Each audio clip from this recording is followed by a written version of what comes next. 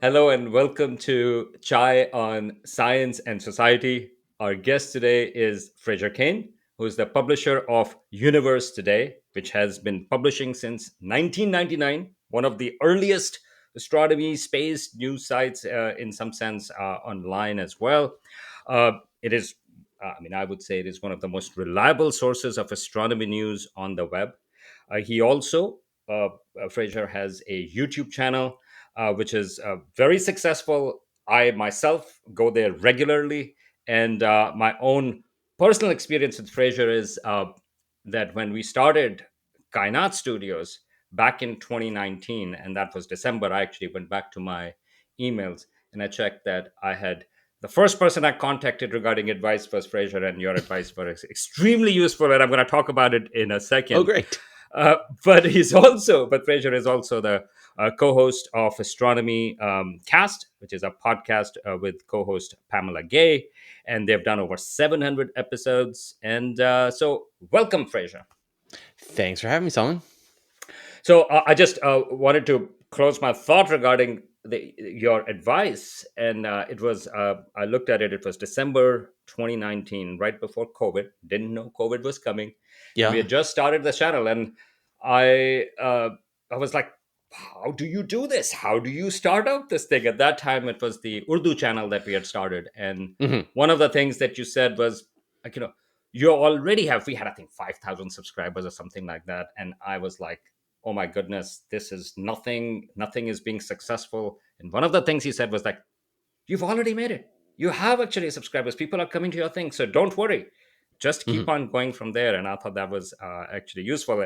And but yeah, go Well, ahead. so hold on. So there's an amazing sort of thought process that you should go through. Anyone who wants to create anything for an audience wants to see if you can, reach people's minds. That, like, imagine like a physical space where you're talking in front of 10 people. Like, if you had 10 people view your video, imagine a room where 10 people are sitting in chairs listening to you talk in a sort of, that's kind of impressive. Imagine you're talking, 100 people have watched your video. That's a like a small like class auditorium. 1,000 people have watched your video. Now that's a big auditorium. 10,000 people have watched your video. That's a stadium of people have listened to you speak.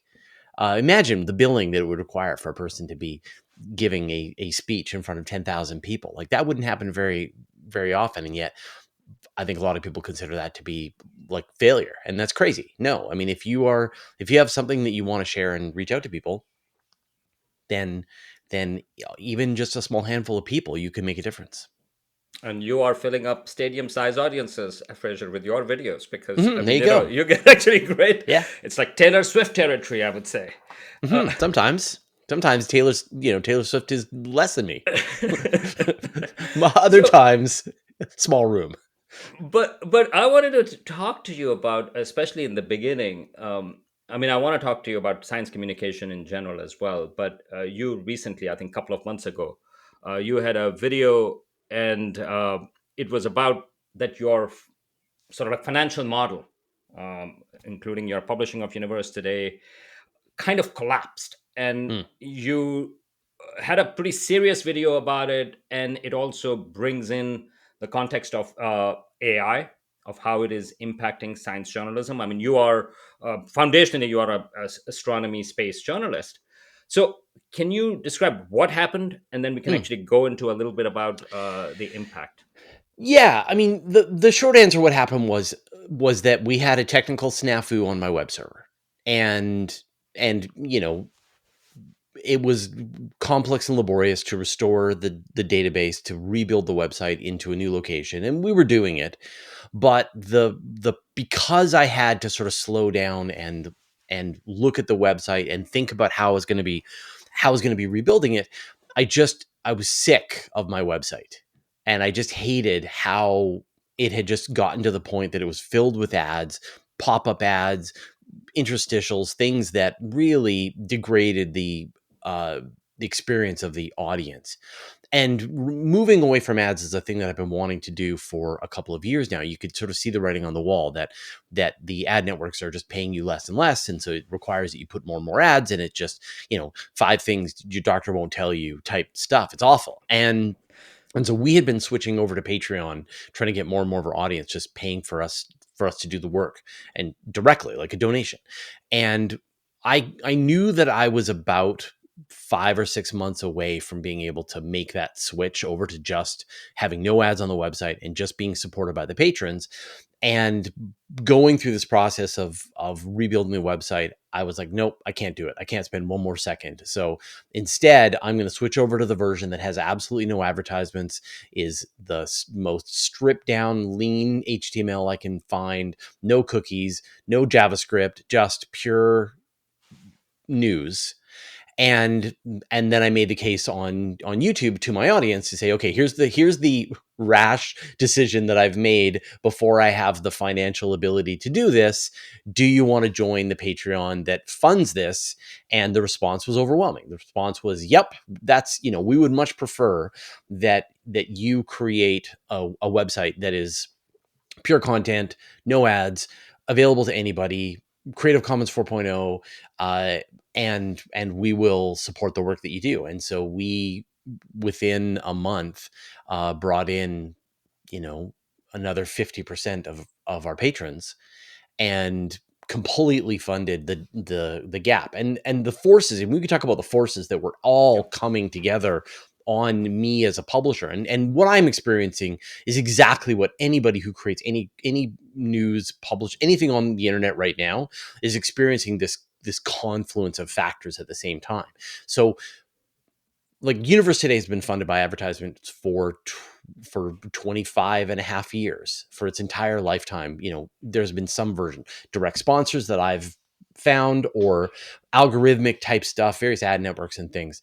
And what's happening is, you've got, on the one hand, we're going to need a lot of hands for this. But anyway, on the one hand, you've got the search engines are reducing the amount of actual traffic that they send to websites. So they're switching to this AI overview that you see. I'm sure you all see this now at the top when you do a search. Instead of you seeing a bunch of websites, you see this sort of AI version of the content. And it is often slop, like, it often makes mistakes, but other times, but for people, it's good enough.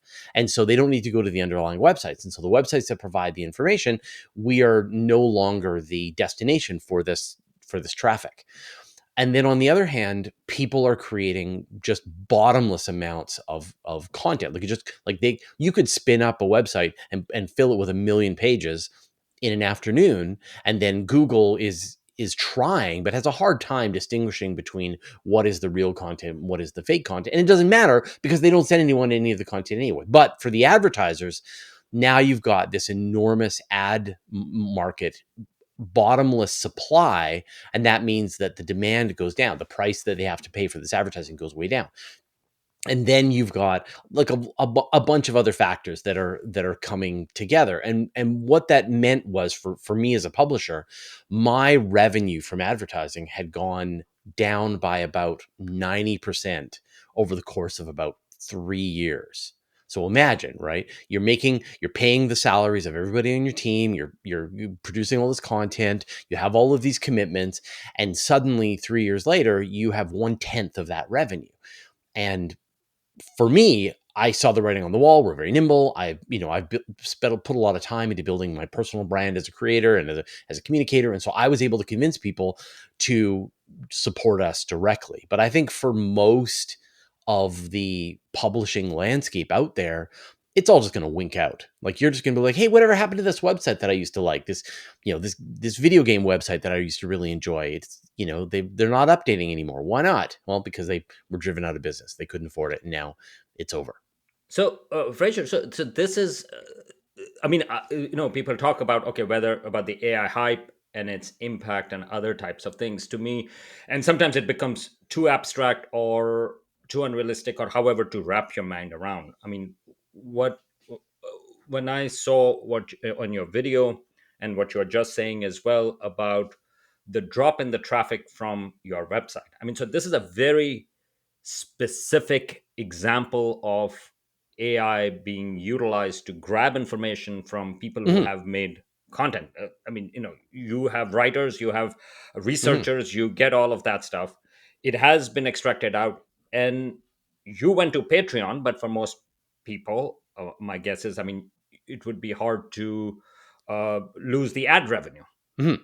Same Yep. ad revenue which Google is giving, but now people are not going to that website, but rather the AI summary that's coming in, which comes in no matter what you do now. It's right up Yep. on top. Yeah, yeah, and I think it's really important. I mean, I have a very nuanced view of artificial intelligence. I think it's great in its current form. That these tools are very powerful. They allow you to understand very complex documents. Allow you to. They are a brainstorming partner. There's all of these uses that are responsible uses of artificial intelligence, in my opinion. Um, and I have no problem with our content being used to train this Hmm. stuff. You know, everything we do is Creative Commons 4.0.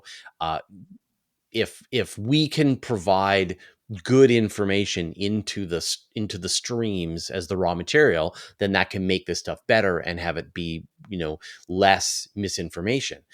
But it's the operators, it's the people that are using this thing in bad ways. At the heart of it, AI is a bad writer. Right. It's not a good writer. It hallucinates. It produces very bland content. It just isn't good, and people are just using it to create enormous amounts of information and fill the internet with crap. And that's what I think is the heart of the problem. So it's not the technology. I think a lot of people are very like anti AI, and I'm not anti Right. AI at all, but I'm anti bad use of AI. Right? Use Right. it for good stuff. Don't use it for bad stuff. Don't take Yeah. shortcuts. Do the hard work to make sure that your content is correct and hallucination free, and you are providing something useful to the public discourse. Don't just try to make a quick buck. So even if you make it hallucination free, and I should say, I mean, I agree with you to a certain degree, although I'm more AI skeptical, in because so here is the question that I have. You are okay with it being sort of like a common license and it can be utilized, but if there are others who are making original content and the AI scrapes that, they use that, and Mhm. sure, that is fine for the first couple of years, but then will there be a motivation, or will there be enough people making original content for AI to be getting that information? What I'm trying to No, say of is that course will not. can yeah, so how Yeah, would no, of that course be not. maintained? Yeah. Well, so I mean, obviously, the AI companies need to acknowledge and support the work that they're using to ingest into their systems. Like they that like how can you not see how this is going to play out? Right. That if you are relying on sites like mine to create the content, and yet you're then doing everything you can to compete with sites like mine to wipe us out of existence, then we will no longer be able to produce the content that serves as the foundation of the material. And so then all of the useful sources of information will be obliterated out of existence, and then there will be no material. And so it is a purely practical thing that the AI companies should be paying for the rights to use the content when people demand it. And So do you, we're not demanding it. The whole trick, because we have a because we're supported by the patrons, we have a Creative Commons license. Anybody can use our content for anything they like, including training AI. It's like that's the price that I pay. And because we don't worry about where our funding is coming from now. But for artists, you think about artists, like that's the worst, where someone yeah, takes all this time and creates incredible artwork and they pour their time into it, and someone goes, give me more art like, this artist. And Miyazaki, I mean, Miyazaki, I yeah, give me actually, more art like Miyazaki. And then, and I think on the edge cases right now, it's no big deal. But if a person is illustrating the cover of a book and they're basing the art exactly on a very famous fantasy artist, and the fantasy artist wasn't compensated in any way for training, for providing material that could train the computer to be able to do that, then it's bonkers. And like, that the only, like, that the artist will go like I give up, right? Like, I can't compete against a million clones of myself, so I will stop. I will go get a job being a garbage man, right? And then that artist is no longer producing art in the world, and that the AI that is trying to train on it, and like, it wouldn't be expensive. Like, if you paid an artist, whatever is the amount that they feel it's worth it. Every artist, most artists are going to have a price that they'd be like, yeah, if you want to train on my stuff, you want to license my work, here's the fee, go ahead and do it. And yes, it's going to make the costs higher for the AI companies. But if they want this system to be sustainable, if they want to align their incentives with the incentives of the artists, there has to be a way that everybody can get along and play together. And right now, it's just, this just doesn't exist.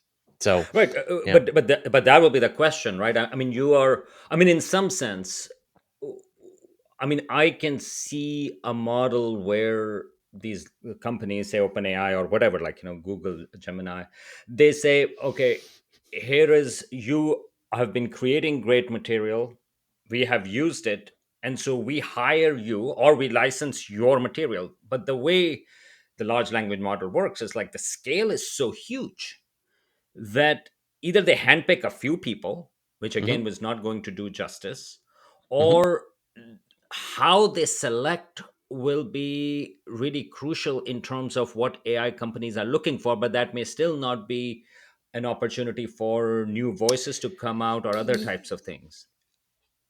Right, but I mean, like, these are just engineering challenges, Hmm.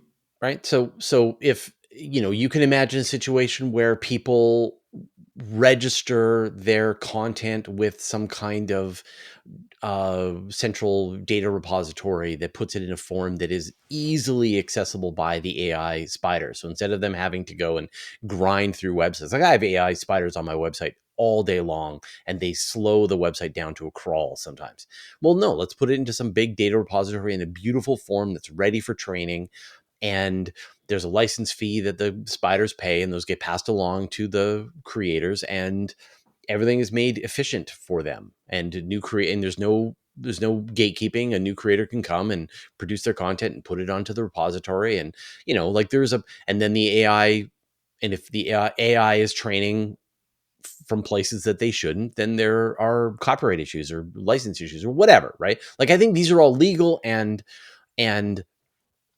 engineering challenges that can be solved to get to a place where you have something that is fair for the creators and fair for the people who are creating the AI.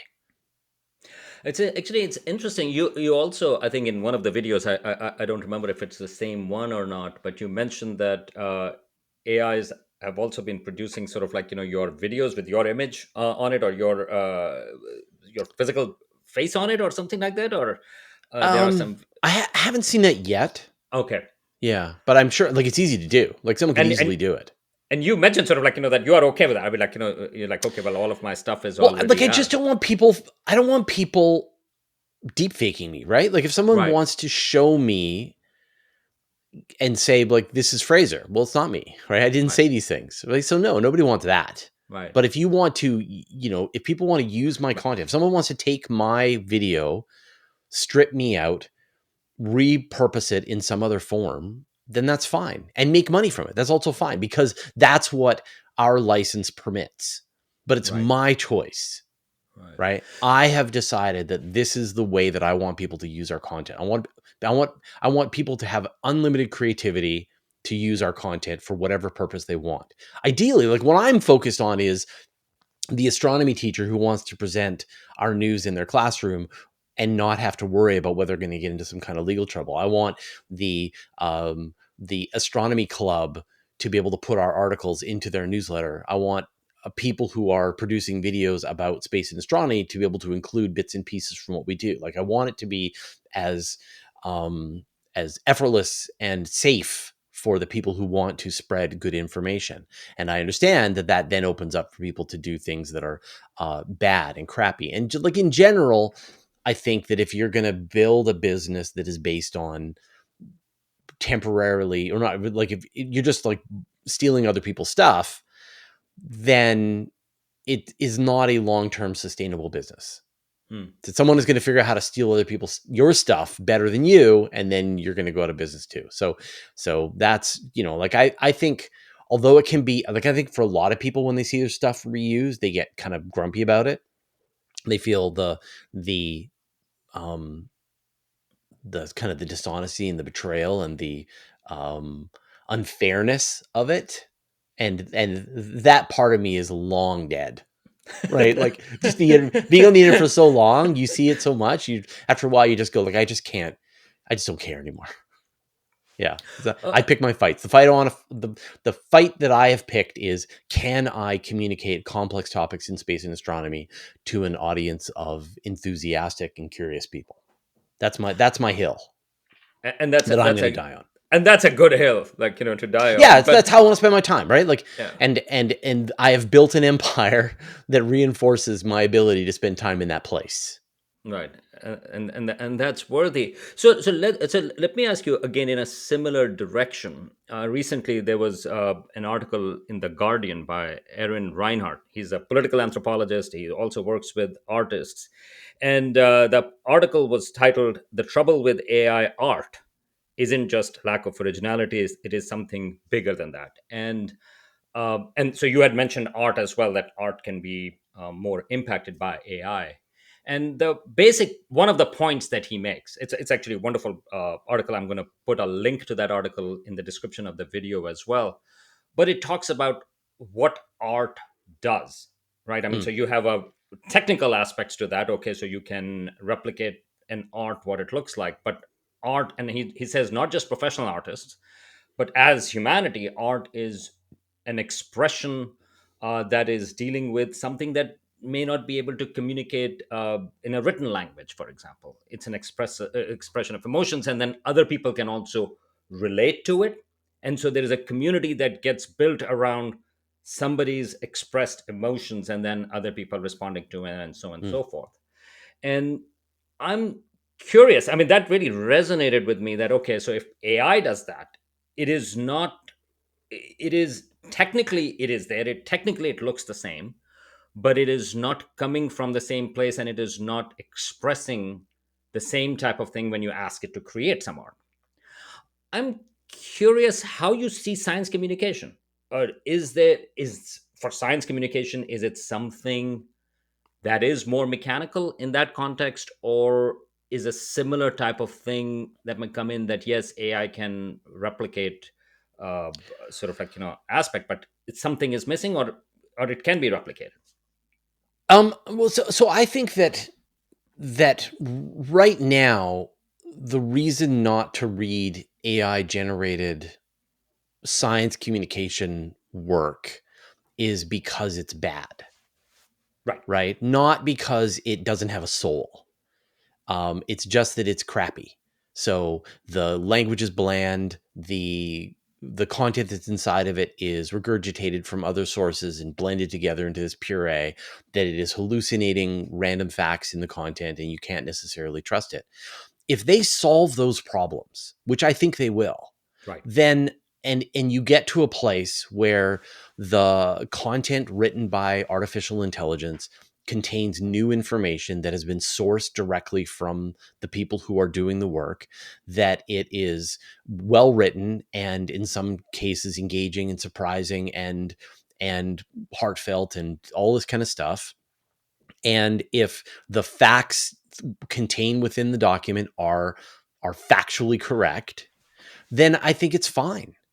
Then I think it's good, and is customized. That a child who is trying to learn a difficult subject and is needs an AI tutor to take them through this process, when they're surrounded by people who don't have the time or the knowledge to be able to support that journey, um, I can't imagine a better tool.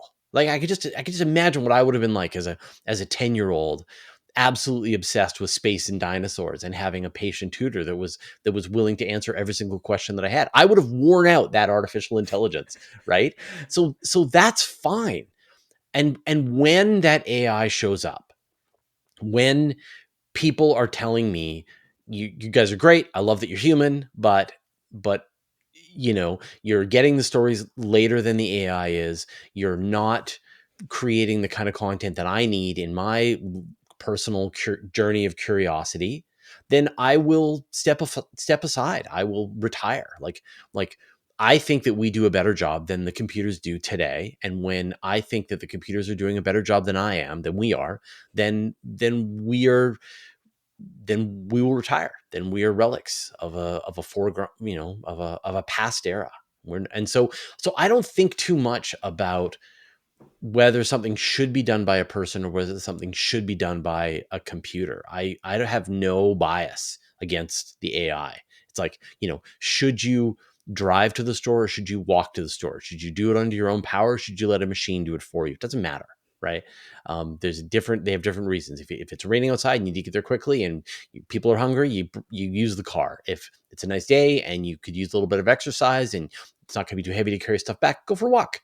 So, different things have the right place, but it is like, should you use should you walk to the store or should you use I don't know, like a coal powered, um, you know, terrible machine that is destroying the environment when you go to and from the store, then there's some problems there. So, or something, a car that will randomly veer off to the right and hit people, right? Right. Like there are that it comes down to, is the right tool for the job. And I think people are trying to use this tool before it's good enough for them to rely on it. And and this is causing real harm to the people who are trying to do a good job, because people are perfectly happy to push something that does a bad job but is better for their business model. So it's an interesting question. I mean, I like what you are saying, but let me throw something else around this. And so we create a lot of astronomy content for kids as well, for South Asia, for Pakistan, India, and other places. And one of the things that we place an importance on is representation, because if somebody sees somebody that, okay, well, that's like them. I mean, I have my Urdu channel as well, and they said, well, hey, if this guy can do astronomy, so can I, right? Or if they can use local examples, that certainly makes. So even when we do animated characters, we spend a lot of time that animated characters have South Asian clothes, the way they talk. We spend a lot of time on how they look like. Now, on the one hand, I can imagine AI doing it much faster, much quicker, and or you can have a customized, say for example, your content accuracy problem has been solved. Mhm. You can have a customized local tutor, and you can say, okay, race, South Asian, Pakistani, like, Mhm. and they speak to them in Urdu. Is that I mean, I'm just curious, like, do you think would that be something effective, uh, or is there something else that makes it more real? I mean, maybe not. I don't have an answer to that, but I'm just. Mm. I mean, when you were saying that, I mean, I'm just curious that that a kid or whoever knows that it's artificially intelligent, it's an AI creation thing, but it serves as a Mhm. representative sample. But representation means, hey, I can do what this person has done, or I see they're from the same area, but they've done that. But in AI generation, it's a different kind of relationship. I'm just curious. I mean, how do you see that playing in it? Yeah, I mean, like, once you're already that's the easy stuff, I think, at this point.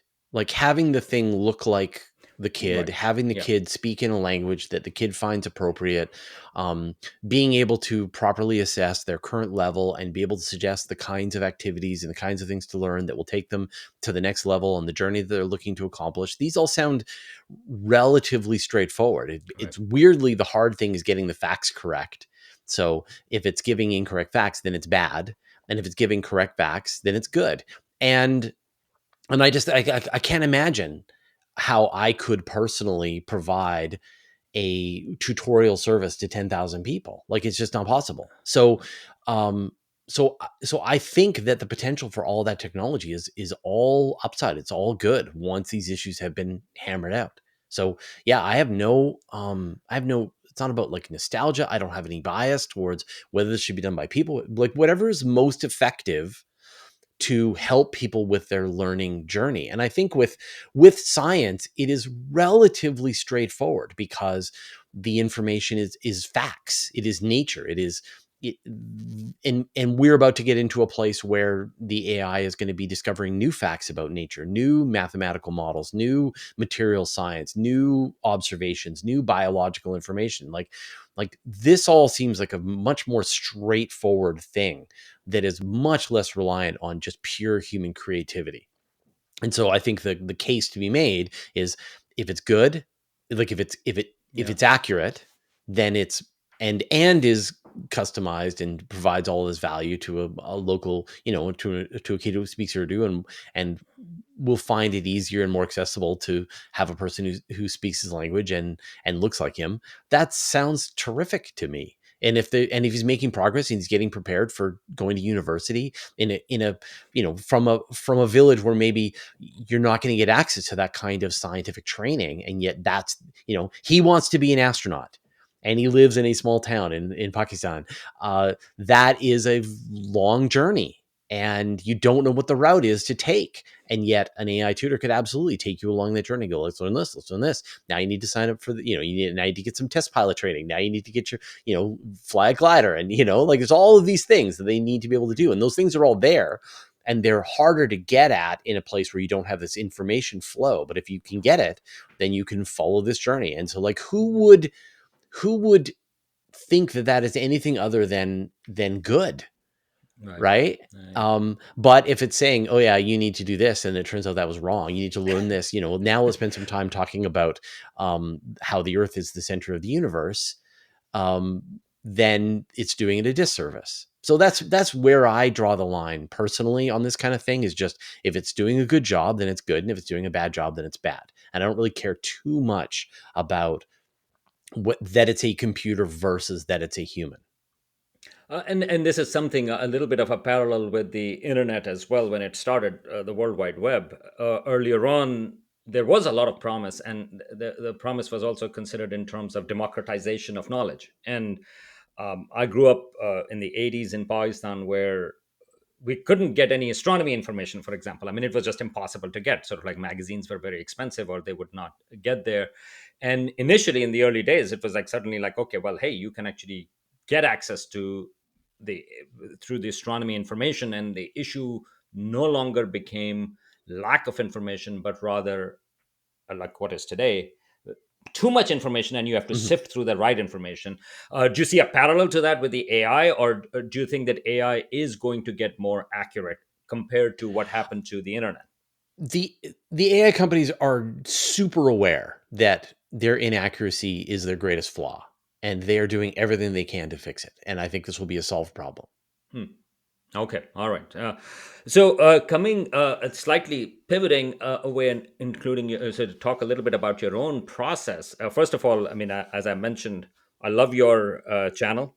In fact, whenever there is a question that comes up in our own for our own team, and we are working on our channels, we say, "Hey, look at Fraser's channel, like to see how they are doing it." Mm. Because one of the things that I really appreciated is that you avoid clickbait, and you have to basically interact with the YouTube algorithm of how you get to people. So, if I can ask you, sort of like, first of all, how have you done it? Sort of like, you have good viewership. You're close to 500,000 subscribers on YouTube. How have you managed to avoid clickbait, and yet sort of like, manage to get audience? Mhm. And also, how have you navigated that path? Yeah, it's a huge problem for many creators, which is that you will post a video on a controversial subject, and you will notice a huge amount of traffic that comes to your website. That, if your topic causes sort of division among people, if it reinforces one group's opinion about things. And, we can think about tons and tons of fights. And I'm sure specifically in some of the countries that you service, there are these hot button issues that is, if you just post a video about it, then people are going to come up and they're going to yell at each other in the comments. And the problem is that this creates capture for the person who's creating the content. The classic example that I always talk, and this is like not super. It's not about clickbait, but people who make videos about a game like Minecraft, and then they cultivate an audience of people who want to find more of their videos about Minecraft, and eventually they get sick of playing Minecraft and they don't want to play the game anymore, but their whole channel is all about making videos about Minecraft. And so if they have boxed themselves into a corner where their job is to make videos about Minecraft, and so if they stop doing that, then they lose their living, and now they're stuck. And then they just get sad and they hate their job and they hate their life, and eventually they burn out and they write the video, the we need to talk, they make the we need to talk video where they're like, I can't do this anymore. I hate what I've become. um and and I think you get the same version of you get a version of that for the people who do the clickbait, who it's called audience capture.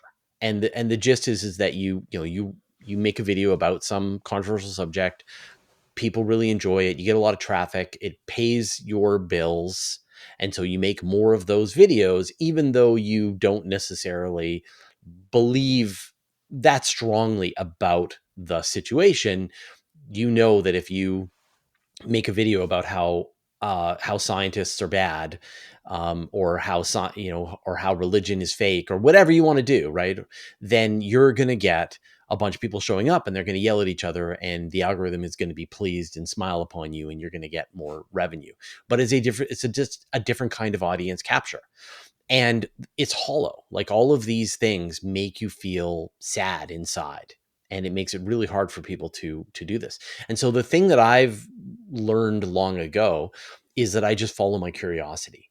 That the only thing that keeps me happy and entertained and excited to do what I'm doing is to genuinely answer questions that I have for myself by relying on other people, telling stories that are following my journey to understand more about a thing. And they're never clickbait, because, like, you know, uh, when did we first learn about the neutrino, right? Like, there's not a controversy about this. And so I think that for me, I am as excited to do my job today as I have been every single day throughout my entire almost lifetime of doing this job, because my North Star is just following my curiosity. Audience be damned. Like, I don't care if the audience is like, you did this interview with a guy who is looking into whether or not there's liquid ice on Mars, and I found it kind of boring and I didn't really enjoy it. I'm like, great, it wasn't for you, it was for me, right? I was the one who's curious about the subject. I read the paper, I found it fascinating, I wanted to learn more, and so I did, and you got to come along for the ride. And if it wasn't your thing, great, right? Like, you've learned something about yourself, which is that you don't want to hear scientists talk about their discoveries. You want to do something else. Great, have fun with that. And so I resist the audience capture with every fiber of my being.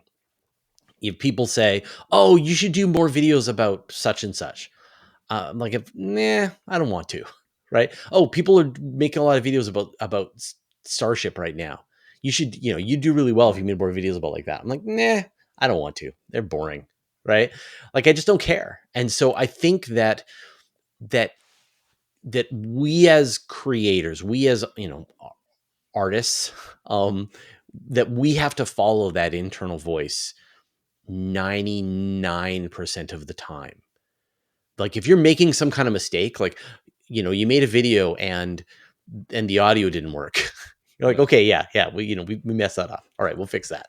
Like, no audio is bad for videos. Okay, we get that, right? Or you made a video and the jump cuts were too quick and I found it really hard to watch. Like, okay, yeah, that sounds like some useful feedback. But you made you did an interview with somebody who is who was at an observatory in Chile talking about the new observatory that's coming online that's going to change our understanding of the cosmos. But I wasn't into it, right? Like that is not, that's just like a personal preference. You know, you served vanilla ice cream and chocolate ice cream, and I didn't like the vanilla ice cream. Like, okay, Right. great. You know, hope you like the chocolate. So yeah, I think, and for me, that's enough. Like, just not like if I kind of think now at this point that I'm interested in just not seeing any stats. Like, I just don't want to know how many subscribers I have. I don't want to know how many people watch my videos. I don't want to know how many likes I got, dislikes I got, how many comments I got, anything. I just want to make stuff, put it out there, move on to the next thing, follow my curiosity. And I know that you know, like I interview as many of the people who come on as patrons as I can. And you know, I've done 1,100 interviews so far with my patrons when new people come on board. Yeah. And the feedback that I get time and time again is like, I like what you do, but it's the interviews that are my favorite Yeah. part. Right. So, okay. So for most people, they don't want to hear the interviews, but for that small audience, that is the most beautiful thing that they can run across, because nobody else is talking to these scientists, because nobody considers it to be, you know, clickbaity enough. Yeah. And so the only advice that I have to people is that you have to really resist doing a thing, seeing a result, and obeying the algorithm. That instead you have to follow what makes you curious, or what are the stories that you want to tell. And I mean, this is a time that's, you know, people gave Bob Dylan a hard time when he switched Right. from a acoustic guitar to an electric guitar, right? Like, I don't want to listen to your music anymore. Okay, great. You know, it's not for you. This isn't about you. This is about me expressing the kinds of music that I'm interested in making. Yeah. And it's as simple as that. And that every other way of creating content is, I consider, to be just kind of like a dirty fuel. That if you're going to make content that you think is going to be controversial, you may make some money, but you're going to feel hollow inside. If you're going to make content that's going to um, outrage a certain group of people, or if you're going to follow whatever is the zeitgeist right now, if you're going to make more videos about, about Starship, but you personally are not obsessed about Starship, then you will burn out and you will hate yourself. So just And it don't also bother. shows when you are not into it. I mean, I think that also shows up sort of like in the video, and I Yeah. think they. Yeah, exactly. And so, you know, my producer Anton and I, we have these arguments all the time where he's like, "Oh, we should really do a video about, you know, this thing that a lot of people are interested in." And I'm like, "Nah, I already kind of feel like I know a lot about it, and I feel like I've talked about it quite a bit, and that there's not, I personally have nothing else that I really want to learn about that. So I'd rather spend my time with this Right. really cool paper that I just found. Let's interview this person instead." And Anton is like, "Well, all right, you know, like I'm not gonna, I'm not gonna force you to make a video about, you know, the new changes at Starbase." So can I ask you your process as well? Because you have multiple videos that come out every week, Hmm. and you have the one that I sort of like religiously watch in that sense is your Friday video that comes out, Hmm. which actually summarizes things, and but you have interviews, you have live. I mean, you have. You answer questions as well and things like that. I'm just curious, how what is the process? How do you pick stories? Is Sure. it, say some new things have come out, so how do you go through, Yeah. because you have a team of writers as well, Mhm. researchers, Yes, team of writers, not researchers. right? But so what happens is, like the my main job, and the thing that people don't see, is that I spend the largest part of my time every day is researching. Yeah. So I sit down every day and I go through about 700 sources of news. So they are space agencies, they are university research departments, journals, discussion forums, Twitter feeds. You know, all of these places where people are potentially generating interesting new news. And then I look through these, I shortlist them down, and I write a sort of synopsis for for the writers, where I think, you know, here's the story. This is why I think it's important. Here's what I think Universe Today's take on this story could be. And I put this into a bucket. And then the writers show up and they go through the bucket and grab the stories that they're interested in telling. And then those turn into the stories on Universe Today. So when you go to Universe Today and you see a story, often I came up with the title. I even just identified the story in the first place. I would say 90 at this point, like 90% of the stories on Universe Today came from me as finding it the source Yeah. and figuring out how we want to position it on the website. And the writers are always free to write whatever they want, but it's so easy because Fraser's found a really cool paper about this thing in this really obscure journal, and so why resist? So that's how the process begins, and that's like that's the intake of the whole machine. And then that those synopsis that I write for the writers turns into my newsletter that I send out every Mhm. Friday. So you're actually sort of, the final output of that process. That once the stories have gone on to Universe Today, then that these turn into my newsletter synopsis. But then also Anton, the producer, he looks through everything that is sort of in the process of going through the pipeline and thinks, well, what are the stories that I think would be fun to tell in Space Bites? And then he puts together an outline for the show. And because all of the stuff is already matched my curiosity, I'm enthusiastic to talk about all of those stories. So it's sort of, they're all pre-approved. And then he just decides the ones that he thinks will tell an interesting and compelling story in Space Bites. And then Thursday, actually today that I'm recording this, I will do the recording. And what I'll do is I'll sort of sit down and make a bunch of quick notes above and beyond the synopsis that I've already prepared, and then I just freeform it. So there's no script. I'm just, Okay. I'm sort of, the idea, the news story is floating around in my mind so freshly that I can kind of riff the story, and then it takes about 30 minutes to record, and then Anton does all of the cool editing, and we release it on the next day. But also through that process of identifying all of those stories, I am I am sort of running the whatever is the discovery against my kind of curiosity ometer, right? The Yeah. part of my brain that is going, is this something that you feel like you want to know more about? Would you like to know more? And so then if it is, then I reach out to the researcher and I say, hi, my name is Fraser Cain. I'm publisher of Universe Today. I saw your new paper, blah, blah, blah, blah. Would you be interested in doing an interview with me on my channel about your research? I have a really engaged audience. I think we could go into really good depth, and I think it would be a lot of fun. Here's my channel.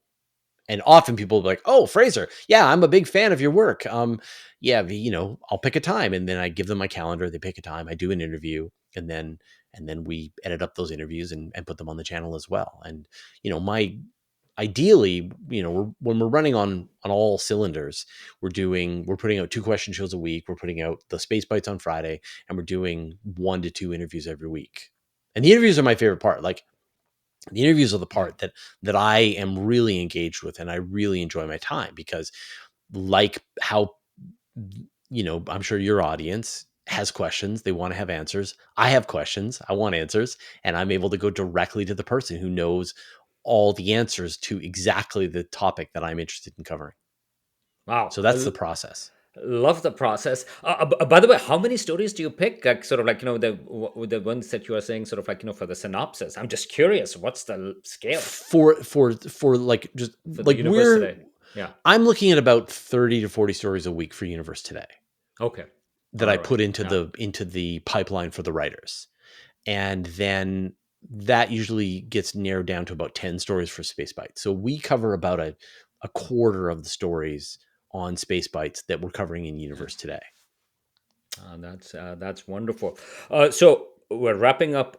So towards the end, I mean, although a lot of this stuff is already a good advice for budding science writers, but I thought, any thoughts other than that, sort of like, that in this current age of change, which has been going on, what would you say if, sort of like, people want to become science writers? What should they do? Well, um, I mean the it's funny. Like the time has never been easier to do this work because there are no gatekeepers that you can start a blog. that you can start a Substack, you can start a newsletter, you can write long form posts on Facebook or on LinkedIn or on Twitter or whatever, that there are all of these platforms. So I think a lot of people out there are waiting for someone to give them permission to say, okay, I will allow you to read a paper on read a scientific paper and reach out to the researcher and conduct an interview and write a story about what it is that they're discovering in a way that lay people can understand. And the reality is that you don't need permission. You don't need anyone to tell you that you're allowed to do this. You're allowed to do this, right? Um, that it's not like you're trying to do surgery or fly an airplane. You're trying to take something, and it requires practice. And so it's the people will reach out to me and say, oh, do you need any more writers for Universe Today? And I'm like, oh, well, let me see your work. And they're like, well, I don't have it, it's not published anywhere. I haven't written anything anywhere. That's a huge red flag for me, because I'm just like, well, why not? It's so easy. Like write a post on Facebook that has a cool story about this thing that you found, and you will have people giving you feedback, and you will be doing this work. So the first step is just do the work. And then if you find yourself enjoying it, that there is this reward, this feedback that you get for helping people understand complex subjects, where people read it and go like, oh, I never understood how that worked, and thank you so much for explaining this. You're like, okay, yeah, oh, that feels good, right? That if that is a thing that you enjoy doing, then there theoretically are opportunities out there. We're hiring writers at Universe Today on a regular basis, but there are hundreds of places. People who can write press releases for universities, people who can work at space agencies, people who are, there's always a need to simplify the work that's being done by science into a form that the public can do. And I think we have a duty to do this, that this work is being done with our tax dollars, in our name, that our daily lives depend on the work that scientists are doing.